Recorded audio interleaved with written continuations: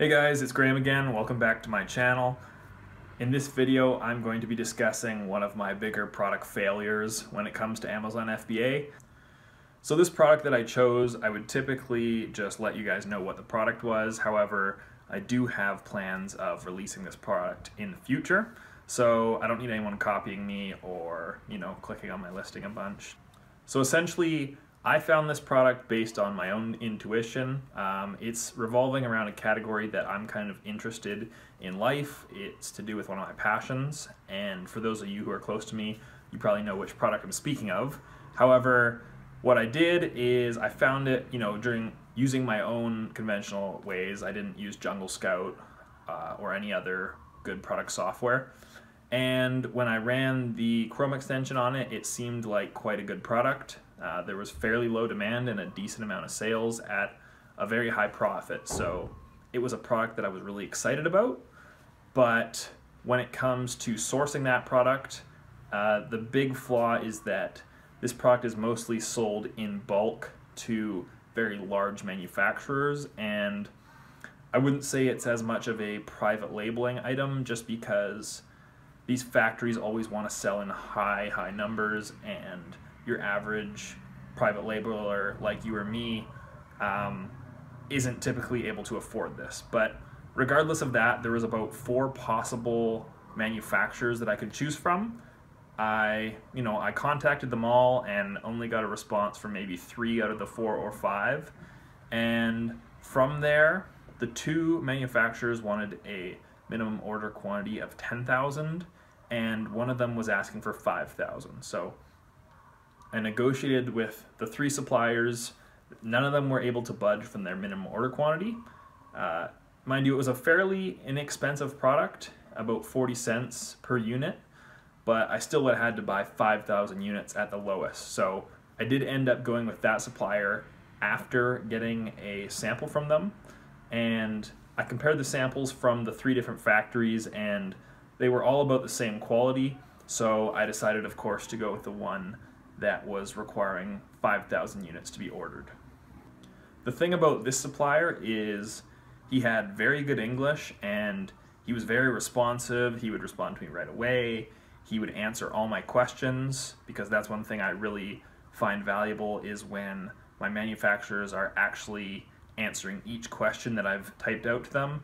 Otherwise, it's quite frustrating. So all signs pointed towards this being a good manufacturer, plus the added bonus that he was able to have a 5,000 unit order quantity rather than 10,000 like the other 2 suppliers. So what I ended up doing is paying with PayPal, because this was kind of back in my early days of FBA product research, where I was still quite scared of getting ripped off by these Chinese suppliers.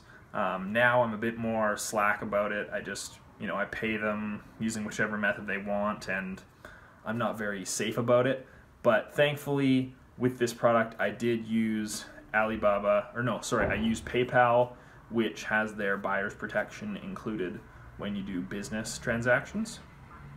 So when I ordered the product, they did tell me it would be 40 days of production time, which I was okay with. The other manufacturers also had told me about 30 to 50 days of production time, which is crazy long, but there was only 3 suppliers, so I was kind of stuck, and I really liked this product. So either way, I was okay with the 40 days. I accepted it, and after about 20 or 30 days, I sent him an email asking him how the production was coming, and he said, in typical Chinese supplier fashion, that, oh, there's some slight delays, the government is putting in these safety and pollution restrictions on us, so it might take more like 50 days. And I was like, okay, can't really do much about it. I had written in a slight discount into the contract if it was going to take over 50 days. So usually when you do that, they'll just push it to 50 days. Or if they say they'll do it in 2 weeks, it never really means they're going to finish your product in 2 weeks unless they're a super good supplier. So I do try to write stuff into the contracts where if an order takes over a certain period of time, I get a discount. So I think the 50-day limit that I put on it was not even that strict, and he kind of knew that. So, you know, of course, on the 50th day was when he finally emailed me back and said, okay, the product is ready now. From this point, by the way, this product is quite heavy, so the plan all along was to sea ship it. However, I wanted to get a few units in just so I could take some product photos and so I could ship them in to Amazon early to start getting some sales. So by the way, I was planning on selling this item as a 10-pack, so there was 60 total units, but only 6 sets of these units that he sent to me by Air Express.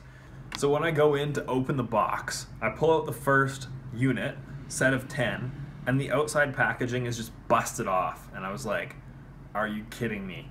And out spill all the contents, and I realized that each individual item in here is packaged separately with its own barcode. And I was like, what? So I go and look at the next, 6 units, and 3 of the 6 of them are just busted, and the products can just fall right out, and 3 of them are good. And add to the fact, each individual item has its own barcode. So I'm like, oh my, this supplier totally did not understand my instructions. I wanted one barcode on the outside of the set of 10, and he individually packaged them as if I was gonna like sell them each individually or something. So it was super weird, and at this point I'm like, man, this can't happen. Like, I cannot send a bunch of these units by sea from China to America if 3 of the 6 of them had broken packaging that Amazon's just going to want to throw out or say, okay, well, you got to ship it back and fix it. So I didn't want to have to deal with getting it repackaged or, just destroyed. So right away I email him and I'm like, man, you packaged these not the way I told you to, and 3 of the 6 came broken. And at this point he didn't even respond for like a week, and then he gave me some short answer like, don't worry, they'll be okay, or something, just like trying to pass it off. He just wanted to ship the goods and clear his hands of it. And I was like, oh my god, I'm gonna have to get like PayPal involved in all this. And so essentially a couple weeks went by. I was thinking about my options. I didn't know what to do. I didn't know if I should just ship the products and hope for the best, but I just somehow knew that they would show up at Amazon with a bunch of breaks. So about 2 weeks later, after I had just been considering my options, my manufacturer emailed me and he said, okay, I really want to get these out of here. And I was like, I don't really feel confident that these are going to make it to Amazon in one piece. And then he said, well, I can just unpackage them all and reassemble them for a different customer, and I can pay your money back. And that was the best thing I have ever heard, because that could have potentially been thousands of dollars lost. I would have had to pay, well, I paid about 40 cents a unit times 5,000 units.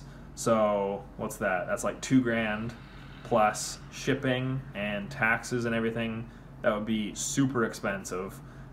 So I was so happy that he offered to refund, and a few days later I saw the refund go through because of PayPal, and I was so thankful that I ended up paying with PayPal all in one payment. So yeah, to get that money back was a great feeling. I lost no money, I just lost a bit of time and effort, but it was a good learning experience. And I guess what you guys can take away from this is, even if a manufacturer seems to be really good from the start, they have good English and they communicate with you well, just beware that after you place an order, sometimes they're going to turn into a totally different person. Like, the supplier that I knew before I placed my order was a lot different than the one once I actually placed the order, and thankfully everything turned out all right. I didn't lose any money, but man, that was a scary experience. And I do plan on launching this product again in the future because there is a good market for it still,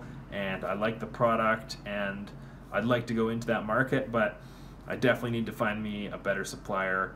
And so hopefully when I've kind of stopped focusing on the current products I'm trying to launch, I can get that one going again. But other than that, I just wanted to give you guys the story of my epic failure of a product, and hope you guys can take something from it. As you guys know, if you've been following the channel for a while, I'm always happy to answer your questions, so leave them in the comments below, and I'll be happy to get back to you. If you liked this video, please give it a thumbs up, and I get back to Canada in about 3 or 4 days, so I promise you guys I've been bad with the uploads, but I'm going to upload more once I'm back into a routine back home where I'm not on kind of vacation mode like I am out here. So subscribe if you guys like the content, and leave some comments below. Thanks guys, I'll see you guys in the next video.